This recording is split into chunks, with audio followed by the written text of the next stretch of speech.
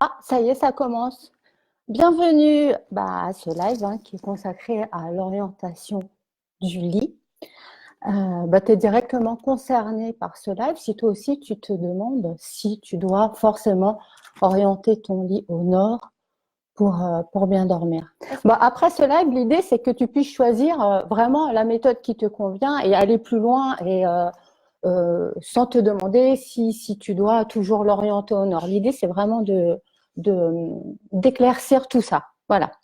Allez, c'est parti. On va parler de ça, tu vois. Le problème, c'est que quand on cherche des solutions pour mieux dormir et qu'on regarde sur Internet, dans les livres, on voit souvent qu'on nous conseille de dormir au nord, mais on dit oui, on dit non, du coup on se perd un petit peu. Tu es peut-être dans ce cas-là, toi aussi tu recherches des solutions et tu te demandes si tu dois orienter ton lit au nord. Et j'ai vu même certaines personnes qui se créent des problèmes à vouloir absolument s'orienter au nord. Donc, elles se débrouillent pour orienter le lit comme ça. Et finalement, elles dorment mal. Il y a des conséquences sur certains domaines de leur vie, sur leur sommeil, sur la qualité de vie en général, tu vois. Donc, il est vraiment temps d'éclaircir tout ça, de voir quelles sont les différentes pratiques, les différentes théories qui traitent de l'orientation du lit. Donc là, tu vas voir quelles sont les quatre principales, comment elles fonctionnent, quelle importance elles donnent à l'orientation au nord. Et ensuite, tu seras libre de choisir d'aller plus loin si tu veux pour aménager ta chambre et bien orienter ton lit. Si ce sujet est traité depuis des millénaires, on le voit dans le chamanisme, dans le feng shui, même les Romains faisaient attention à la position de leur lit, c'est que le sommeil est vraiment très important dans la réussite de notre vie. Oui, enfin, je pèse pas mes mots. La réussite de notre vie, elle dépend grandement de la qualité de notre sommeil. On sait très bien que quand on dort bien, on se réveille en pleine forme, on fait le plein d'énergie, on décompresse de la journée et du coup, le lendemain se passe vraiment beaucoup mieux que pour une personne qui dort mal. D'ailleurs, je ne sais pas si toi, tu es concerné par un mauvais sommeil, mais en feng shui, on fait super attention à ça puisque le mauvais sommeil engendre la fatigue et la fatigue des problèmes de santé parce qu'on est plus fragile au niveau du système immunitaire et tout plein de choses. D'où l'importance en fait de faire super attention à l'emplacement de son lit pour pouvoir bien dormir. Alors maintenant, on va voir les quatre grandes théories, les quatre grands principes qui traitent de l'orientation du lit. Et comme ça, tu verras, toi, laquelle te correspond le plus. La première idée est de s'aligner au champ magnétique terrestre. Donc au pôle Nord, il y a un champ magnétique hyper important. Et certains préconisent, beaucoup les géobios, d'orienter notre tête au nord parce que nos plaquettes sanguines étant constituées en partie de fer, le fait de dormir la tête au nord permet d'aligner nos plaquettes sanguines dans notre corps et du coup de favoriser une meilleure santé. D'ailleurs, il y a des études qui ont montré que le personnel navigant des compagnies aériennes qui passaient souvent par le pôle Nord était beaucoup plus sujette aux leucémies qu'au personnel navigant qui ne passait jamais par le pôle Nord. Donc, on en tire les conclusions qu'on veut, mais en tout cas, cette étude a montré ce fait-là. Donc, les géobios sont en général partisans de dormir la tête au nord. A contrario, tu vois, les Japonais, eux, ils refusent totalement de dormir la tête au nord puisqu'ils considèrent que c'est l'orientation pour les défunts.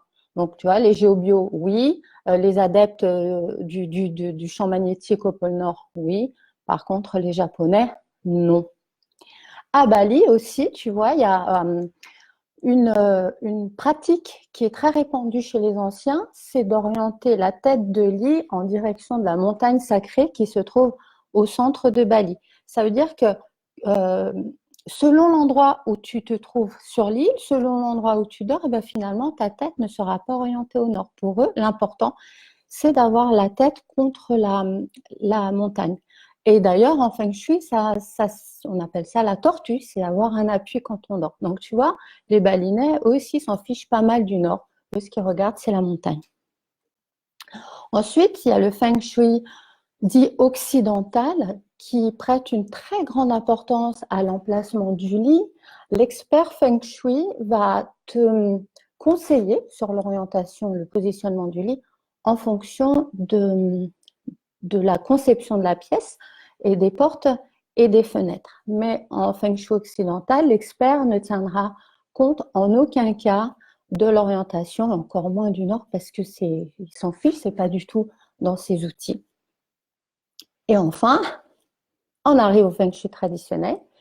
Donc l'expert en Feng Shui traditionnel, lui, va te conseiller sur l'emplacement du lit en fonction, évidemment, comme l'expert en Feng Shui occidentale, selon l'orientation, enfin, selon la position des portes et des fenêtres et d'autres critères aussi, et notamment en fonction de la boussole, parce qu'en Feng Shui traditionnel, on utilise la boussole pour orienter de manière favorable les occupants.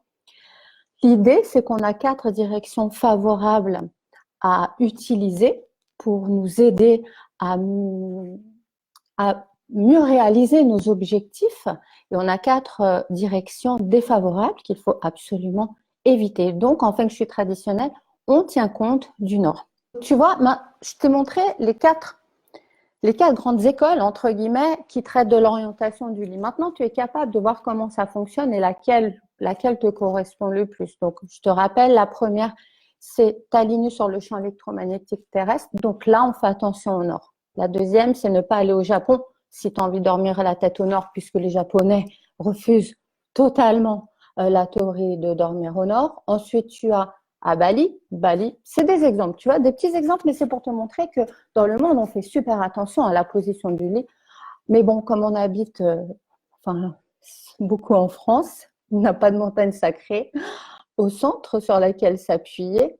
Ensuite, tu as le Feng Shui occidental qui, lui, ne tient absolument pas compte de l'orientation. Et tu as le Feng Shui traditionnel qui, lui, tient compte des orientations. Là, la précision en Feng Shui traditionnel, c'est que certains auront comme super orientation le nord et d'autres non. Tu vois, c'est exactement mon cas personnel. Moi, ma meilleure orientation de réussite, c'est le nord. Donc, mon lit est orienté au nord. Par contre, c'est la pire pour mon conjoint. Bon, évidemment, en tant qu'expert Feng Shui, je sais comment équilibrer tout ça. Mais avant d'orienter ton lit au nord, si tu comptes essayer le Feng Shui traditionnel, vérifie bien que le nord soit une bonne direction pour toi. Voilà, maintenant, tu sais tout. Tu as juste à choisir. Et bien, sur ce, je vous laisse. Si vous avez des questions, vous me les posez, j'y répondrai plus tard. Peut-être que je referai un live sur les différentes choses à prendre en compte pour améliorer le sommeil. Parce qu'on fait beaucoup d'erreurs, on achète plein de choses qui sont totalement inutiles en pensant que ça nous fera du bien. Donc, si ça vous intéresse, je ferai un autre live rapide comme ça pour faire un peu un état des lieux de ce qu'il est important de prendre en compte pour bien dormir. Je vous souhaite une belle journée. Je vous dis à très bientôt. Ciao, merci pour votre attention.